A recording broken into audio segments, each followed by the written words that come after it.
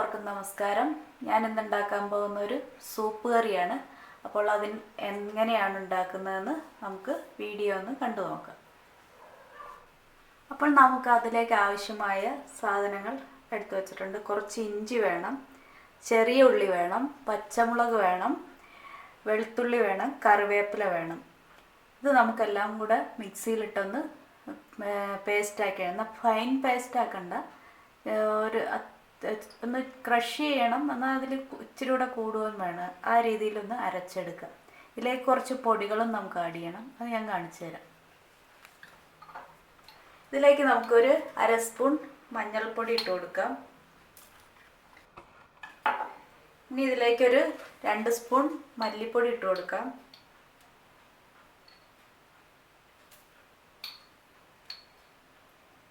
ഈ സ്പൂണിനാണ് ഞാൻ ഇട്ട് കൊടുക്കുന്നത്. നിങ്ങളുടെ അളവ് സ്പൂൺ ഏതാണെന്ന് വെച്ചാൽ അതിനിട്ട് കൊടുക്കണേ. പിന്നെ ഇതിലേക്ക് 2 സ്പൂൺ കുരുമുളക് പൊടി ഇട്ട് കൊടുക്കാം. എരിവ് ഇഷ്ടമുള്ളവർക്ക് അധികം ഇട്ട് കൊടുക്കാം കേട്ടോ. ഞാൻ 2 സ്പൂൺ ഇട്ട് കൊടുക്കുന്നുണ്ട്. പച്ചമുളകിൻ്റെയും കുരുമുളകിൻ്റെയും എരിവ് മാത്രമേ ഇതിൽ വരുന്നുള്ളൂ. വേറെ മുളക് പൊടിയൊന്നും ചേർക്കുന്നില്ല നമ്മൾ. അപ്പോൾ 2 സ്പൂൺ കുരുമുളക് പൊടി ഇട്ട് കൊടുത്തിട്ടുണ്ട്. ഇനി നമുക്കിതൊന്ന് അരച്ചെടുക്കാം. അപ്പം ഞാനിതൊന്ന് അരച്ചെടുത്തിട്ടുണ്ട്.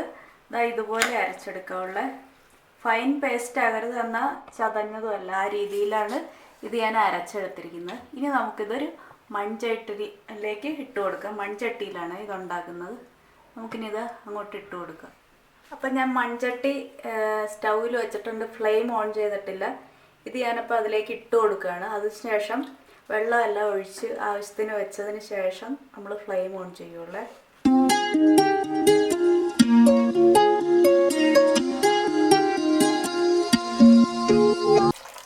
അപ്പോൾ നമുക്ക് ഇതിലേക്ക് ആവശ്യമായ വെള്ളം ഒഴിച്ചു കൊടുക്കാം.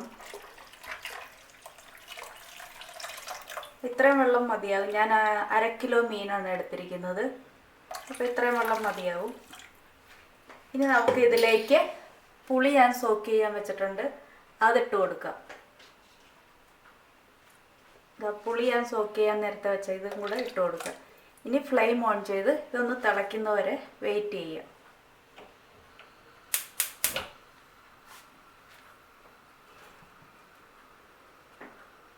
ഇതിലേക്ക് ആവശ്യമായ ഉപ്പ് കൂടെ നമുക്കിപ്പോൾ ആഡ് ചെയ്ത് കൊടുക്കാം.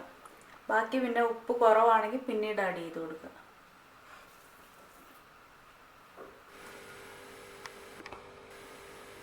അപ്പോൾ നമ്മുടെ കറി നല്ലതുപോലെ ഇവിടെ തിളച്ചുകൊണ്ടിരിക്കുകയാണ്. അപ്പോൾ ഇതിൻ്റെ ഇടയ്ക്കൊരു മസാല നമുക്ക് ചേർത്ത് കൊടുക്കണം. അത് ചേർത്ത് കൊടുക്കുക. ഇതിൻ്റെ അവസാനം വരെ ഇടയ്ക്കിടയ്ക്ക് ഓരോ ഇൻഗ്രീഡിയൻസ് ഇതിൽ ചേർക്കുന്നുണ്ട്. അത് കണ്ടിരുന്നാൽ മാത്രമേ എന്താണെന്ന് മനസ്സിലാക്കാൻ സാധിക്കുള്ളൂ. അപ്പോൾ ഒരു മസാല ഇനി ഇതിൽ ചേർത്ത് കൊടുക്കണം. അത് ഞാൻ ചേർത്ത് കൊടുക്കും.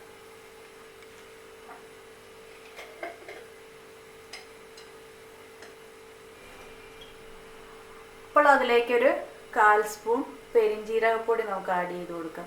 പെരിഞ്ജീരകത്തിൻ്റെ ടേസ്റ്റ് ഒന്നും വരില്ല കേട്ടോ. നമ്മൾ സാധാരണ മീൻ കറിയുടെ ഒരു ടേസ്റ്റ് ആയിരിക്കും. ഈ ടേസ്റ്റ് ഒന്നും നമുക്ക് ആ കറിയിൽ എഫക്റ്റ് ചെയ്യില്ല, പെരിഞ്ജീരകത്തിൻ്റെ സ്മെല്ലോ ടേസ്റ്റോ ഒന്നും. അപ്പോൾ ഇനി ഇത് നല്ലതുപോലെ ഒന്ന് തിളച്ച് വറ്റട്ടെ. അപ്പോൾ നമ്മുടെ കറി നല്ലതുപോലെ തിളച്ചിട്ടുണ്ട്. ഇനി ഇതിലേക്ക് നമുക്ക് മീൻ കഷ്ണങ്ങൾ ഇട്ട് കൊടുക്കാം. ഞാനൊരു 1/2 കിലോ ചൂരയാണ് എടുത്തിരിക്കുന്നത്. നിങ്ങൾക്ക് ഇഷ്ടമുള്ള ഏത് മീനും എടുക്കാം. അപ്പോൾ മീൻ കഷ്ണങ്ങൾ ഇതിലേക്ക് ഇട്ട് കൊടുക്കുക.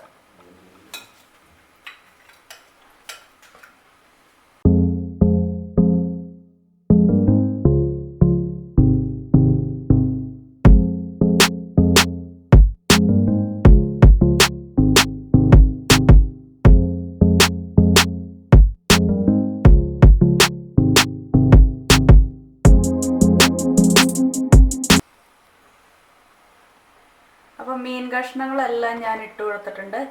ഇനി ഇത് നല്ലതുപോലെ വറ്റി, ഈ ഗ്രേവി എല്ലാം നല്ലതുപോലെ വറ്റി വരണം. ഒട്ടും ഗ്രേവി ഉണ്ടാകാൻ പാടില്ല. ലേശം ഗ്രേവി മാത്രമേ ഉണ്ടാവുള്ളൂ. അതുവരേക്കും നമുക്കിതൊന്ന് വറ്റിച്ചെടുക്കാം.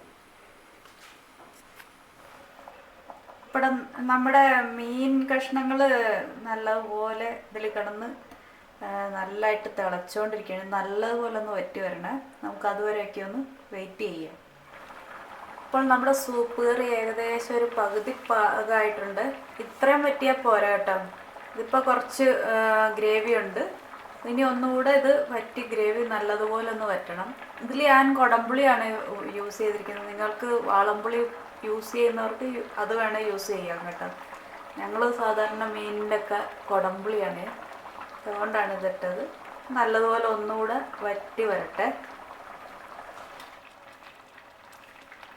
അപ്പോൾ നമ്മുടെ സൂപ്പ് കറി ഇവിടെ റെഡി ആയിട്ടുണ്ട്. ഞാൻ ഫ്ലെയിം ഓഫ് ചെയ്തിട്ടുണ്ട്.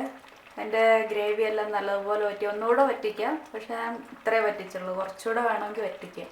ഞാൻ ഫ്ലെയിം ഓഫ് ചെയ്തിട്ടുണ്ട്. ഇനി നമുക്ക് ചെയ്യേണ്ടത് ഇതിൻ്റെ മുകളിൽ കൂടെ കുറച്ച് പച്ച വെളിച്ചെണ്ണ ഒഴിച്ചു കൊടുക്കുക.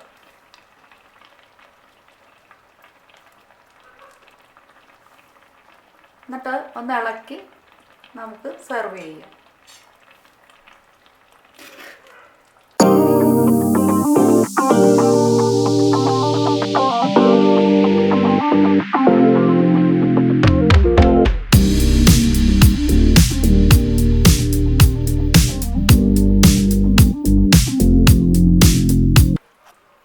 അപ്പോൾ അതാ മൺചട്ടിയിലായതുകൊണ്ട് അത് ഗ്യാസിൽ നിന്ന് മാറ്റിയിട്ട് അതിൻ്റെ തിള ഇങ്ങനെ വന്നുകൊണ്ടേ ഇരിക്കുകയാണ്.